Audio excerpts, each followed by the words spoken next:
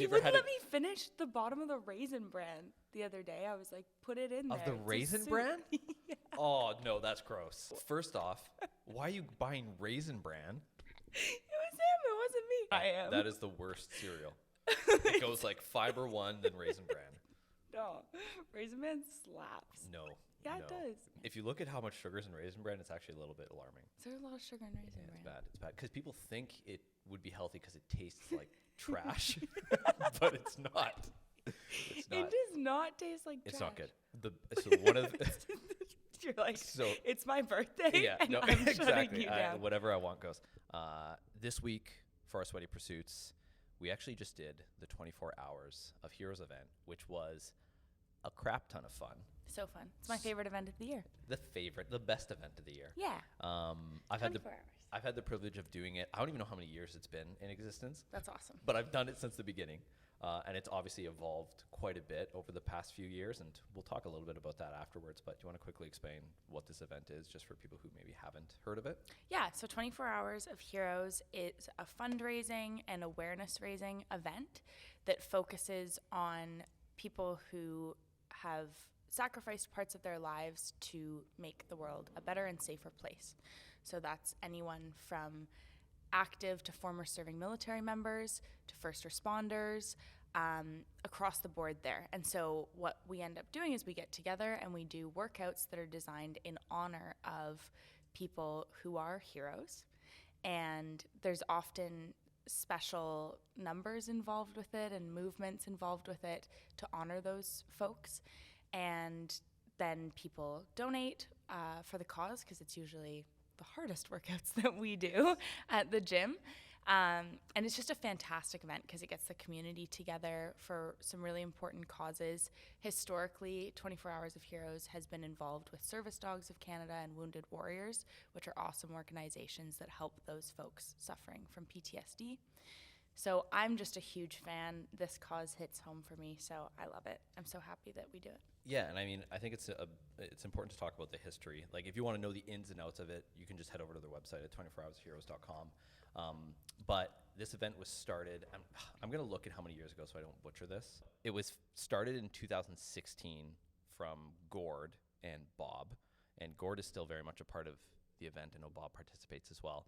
And the whole thought behind it, this is when they were like really hardcore into CrossFit. Hero workouts, as you explained, right? They're like really, really tough workouts that were designed in honor to, remember some of these fallen heroes of ours, whether they be veterans or first responders. So their whole idea or concept was that they would do a workout every hour on the hour for 24 hours, hence the name 24 Hours of Heroes. Yeah. It's obviously evolved where we don't necessarily do that anymore. But I remember the first year that they did this, they did it at Hybrid Fitness, and it was like just something they came up with, right? There wasn't an official website, but they just had pictures of a bunch of different hero workouts on the wall. And then it would be like, all right, if you want to work out with Gord at 3 a.m., you're going to donate whatever you can in this little bucket. And I think they actually still have the bucket, but it was just this like little protein bucket that people would slip money in. Yeah, he mentioned the protein bucket. Yeah, so they still use it today just for like small donations. And I remember like he would, when they were talking about the event, he was coming to me and he's like, yeah, I'm starting to train for this. I'm like, Gord, man, this is a bad idea. Like you're going to do 12 workouts, because him and Bob were alternating. Yeah. Bob would do one, then Gord would do one, then Bob would do one. And I remember like starting off with them at whatever time it was. And I think I did the first one with them, and Gord, like, you're all excited and stuff. And then I came back at like 2 a.m. just to see how it was. And like Gord was doing the workout still. Yeah. He's probably 8 workouts in, absolutely dead, but like still moving through it, It was so inspirational to see. Yeah, he's amazing. But what was cool is obviously every year the event has evolved to what it is today, right? I'm sure on their website they have the numbers that they've raised throughout the years, but I'm sure like maybe the first year it was around like, let's just say 5,000. I could be way off, but I know it was low. And this year they're closer to $70,000, yeah, right? So it was amazing. Yeah, I mean, it's been around since 2016, and it's pretty much grown every single year to the point where now they can actually full on buy or purchase service dogs for first responders or veterans. So that was something that kind of grew along as the event kind of evolved. But it's just really cool to see how this simple idea of doing a workout every hour for 24 hours has now, raised hundreds of thousands of dollars over the past few years. So important for such an important cause. Right? I love that. That's like Relay for Life. Yeah. I love those kinds of events where you're putting yourself into challenging situations for a fundraiser, and it bonds you to the people that you're there with, and it's in memory of something really special. I just love that stuff. If they ever do the 24 hours again, I will absolutely do it. Well, I mean, so they did, what year are we in? We're in 2021. In 2019, they did it at Fanshawe in one of the hangars. Yeah, I remember that. And that was a 24-hour event. And then the reason that they stopped was because of good old Rona, right? Yeah. So I don't know if they want to go back to it, just because they've been more successful with this type of format. Yeah. Because what's cool is it allows gyms from all over the world to participate. Because the military family globally is so connected. Yeah. It's really special to see. Gord even knows my former boss. So last year, I've done this event for 3 years. For 3 years? Yeah. I didn't know that, actually. Yeah. For 3 years. So the first year we were in, it was right before the pandemic hit, and it was at our old location. And super fun. They brought in the service dogs that year. And then last year we were able to do it as well in our new location, and then this year. And so I will be a part of it for sure going forward. Oh, yes. I remember because it started when you did it. Yeah. It was like the day. You were literally like, okay, just make sure you wipe down your stuff. Yeah, because we didn't know. Oh, I forgot you about got a that. big storm coming, honey. Oh my gosh. That was my last time in that gym ever. It would have been everybody's. Which honestly, what a great way to go out. Right? I totally you. forgot that was the last time. Yeah. Oh man, that was. So anyway, last year was really special because one of the workouts that we did was called Op Medusa. And my former boss, Mark Gasparato, led Op Medusa in Afghanistan. So incredible. He was a combat engineer, and their job was to clear a road, literally, through Afghanistan to secure a stronghold. And crazy stories, really cool stuff. He wrote a book called Clearing the Way, and they were at a point where they lost their heavy equipment, and they were using like construction equipment and bolstering it, trying to make it protected and going into fire that way. Just incredible. So my other colleagues also served with them. So Gord knows some of the people that I'd worked with. And I feel so fortunate to have had that work experience working with current and former serving military members, especially those who have been in combat, because there's so much to learn from them and they've sacrificed so much. And if you have the opportunity to chat with somebody who's willing to share some of their hard-earned experiences and lessons learned there, it definitely changed me and shaped me. Yeah. And early on in my career. So Mark transitioned out of the military and now does leadership development, which I think is awesome. But what I find heartbreaking about Canada is that we don't help our retired military folks very much. And there's a lot of like project entrepreneurship, I think it's called. I might be butchering the name, but there's a lot of nonprofit organizations that are trying to help people who are transitioning out of the military go into private or public sector and get jobs, because we don't see their experience as being valuable when, trust me, firsthand, these are some of the most hardworking, dedicated, brilliant people in our country, and they deserve better. And so that's my little rant about why it's also important for us to welcome those people with open arms into organizations and not think that their time in the military doesn't have transferable skills to the workforce, because it does. And something that I learned, so I also was fortunate to be a part of an event at Ivy called Leadership Under Fire, where we went out and into the wilderness, this kind of base, and we had mentors out there who were former JTF-2 fighters, which is the highest level of Canada's military. Is that like our Navy SEALs? It's like the Green Berets. Like, yeah. absolutely insane. Just to get to meet those people Yeah. to begin with is super spectacular. And we went out and they pushed us. The whole thing was, we're going to bend you, not break you, and trying to figure out where you can develop your leadership and all that kind of stuff. And one thing that really stuck out to me was one of the people who was leading it, he had been in insane situations, and he was talking about trust. And he said that most people assume that he wouldn't be somebody who has a lot of trust, that he would have his guard up, but that it's the opposite. When you go and do those character questionnaires and stuff, he always scores off the charts in trust, because to be in those roles, you have to trust yourself and others. Yeah. Because you're literally putting your lives in other people's hands. Yeah. And I think that's really special. So Mark used to always say, trust is the number one determinant of team effectiveness. And it really is.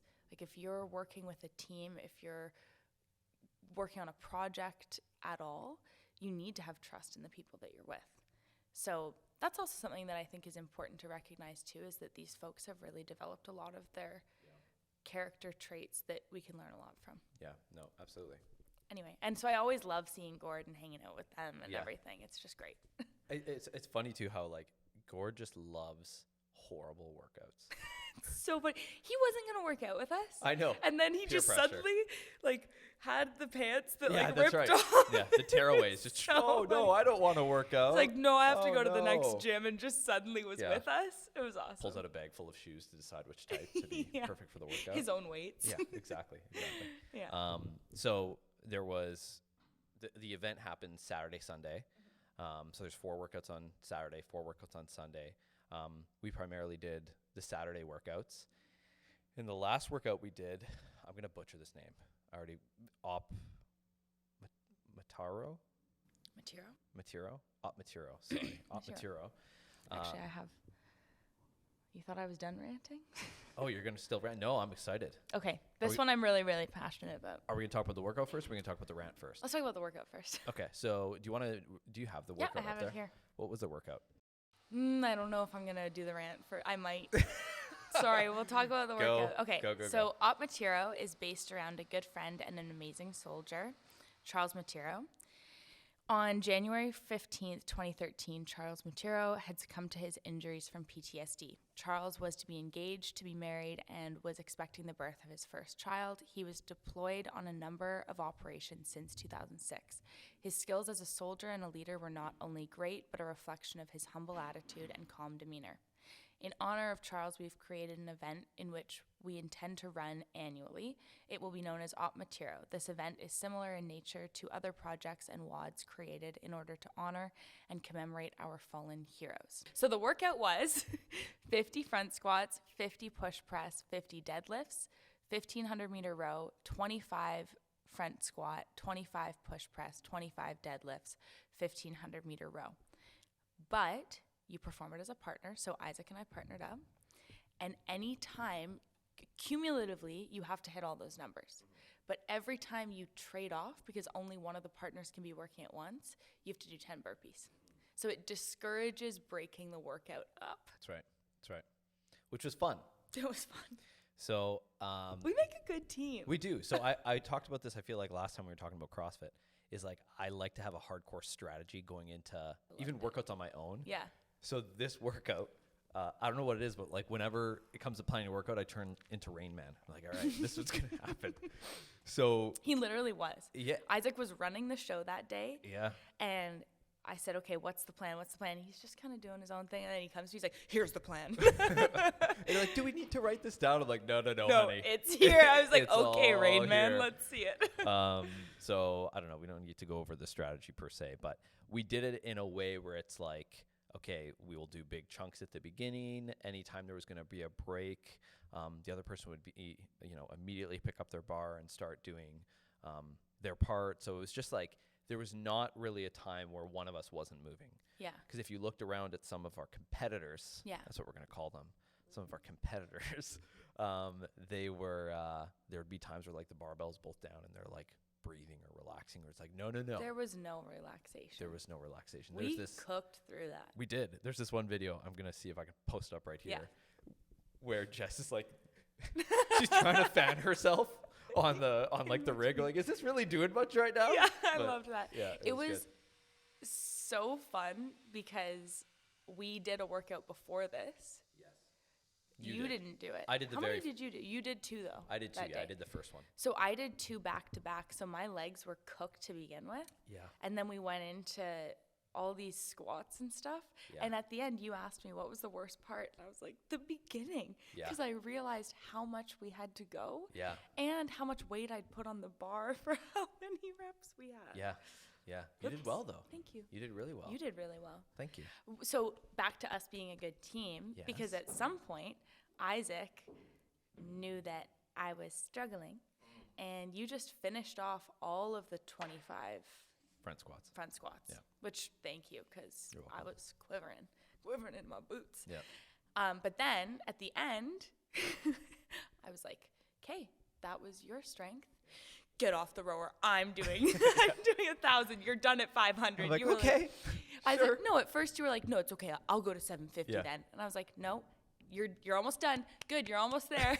And I took us home because I know Yeah. rowing isn't your favorite thing Yeah. to do. No, it's true. You just So- cared. Just was great so nice. teamwork. It was a lot of And fun. then you were coaching me too. You were like, keep this around whatever. I had no idea what you were talking about. Like, shut up, Isaac. Yeah, no, I was like, okay, thanks. So you brought your cousin, your My god sister. godsister. I brought my niece. Yeah. How was your god sister feeling the next day? Because she did Oh, I haven't one of her checked in. workouts. Oh no, she might not even. She might up not be yet. alive. She might still be sleeping. Yeah. Yeah, so I talk about our gym a lot with them. They know that it's become such an important part of my life, and I love this community. So when I realized that I was spending the weekend with them, but this event was going on, I saw the perfect opportunity. The marriage. Yeah, the marriage. So she's 16. Hate that. Yeah. She's Yeah. still 5, right? She's 5 in my Yeah. mind, though. So she's 16, and I said, okay, do you want to come and do this? You can watch. You don't necessarily need to be a part of it. She was keen. You were kind of coaching her, giving her some modifications. But I told her, this was like bringing your kid to work, and it's just like the worst day for Yeah. it to happen. Yeah. Everything just Yeah. is so intense. So I told her, don't let this scare you away from fitness. This is the extreme side. I We heard don't you. always do this. I heard you saying that to her. Yeah. I was like, I'm so sorry. I hope this doesn't scar you. Yeah. What if she turns 25 and she's reflecting on her life and she goes, yeah, well, I never got into weightlifting because one time I Yeah. went to this event and it was crazy and I couldn't walk for 3 days. Yeah. But she really liked it. She She seems- stayed. She did the first workout with Yep. me. We modified it, and then the second workout she watched. She was a and paparazzi. Yeah. Yeah, we got her the camera and everything, Yeah. and she was taking all the videos. And your cousin, And my niece did the same thing. your niece did the same thing, Yeah. which was awesome. She's 14. Yeah, she's 14. She's so cute. So she's, because obviously to come to the gym, you have to be 18 for our gym anyways. It's just our general rule of thumb. Really? Yeah. I won't dive into that, but I want to. And she's like, I'm counting to 4 more years. 4 more years so I can get a membership at the Aw. gym. Like, she loves it. Yeah.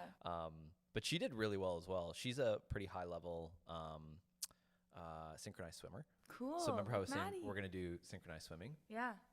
She's gonna be our she's gonna coach. help us out. Yeah. Oh, I can't wait. It's intense. Like those synchronized swimmers, I don't even understand. She's underwater and she's like doing crazy things with her hands and her feet are just perfectly straight. What is going on? Yeah. She's like, okay, that's all you got to do. I'm like, honey, I can't hold my breath underwater. Poor Jess can't hold her breath with her nose. She's True gonna be like, story. so you need to coordinate with the arms, and I'm Yeah. gonna be like, do you have a nose plug? I need one hand. What But are they one do hand use motions? nose plugs. Yeah, they do. So I'm fine. So you're gonna be a professional. Yeah, It'll be can't okay. wait. So super fun that we got to bring in some external community Yes. members. Like Jimmy's girlfriend was there. Yep, Katie, Katie. she's awesome. I just love that event so much. Yeah, it was a lot of fun. It was a lot of fun. Like I invited some people from some other facilities in London as well. So it was just nice to have like life back in the gym as well. Oh, Because I think yeah. that's one of the things that I've missed the most is, because of good old Rona, just our numbers, you can't have that many people in the gym at a given time. Yeah. Since things are kind of relaxed now. The event last year for 24 Hours of Heroes, we legit at the time could only have 10 people in the building. I know. At all. It was very. Whereas this, we could have a bit of a bigger crowd. So there were some people just like watching. We had, food available, Croissants. I thought it was so funny, the food that you picked to have.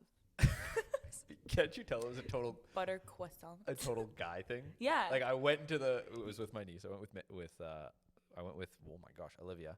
I have a lot of nieces. Yeah. I went with Olivia into Value Mart, and I'm like, we have like 5 minutes. Just run. Just get what we can. So I got like bananas and Apples. like bagged apples, which were not very good.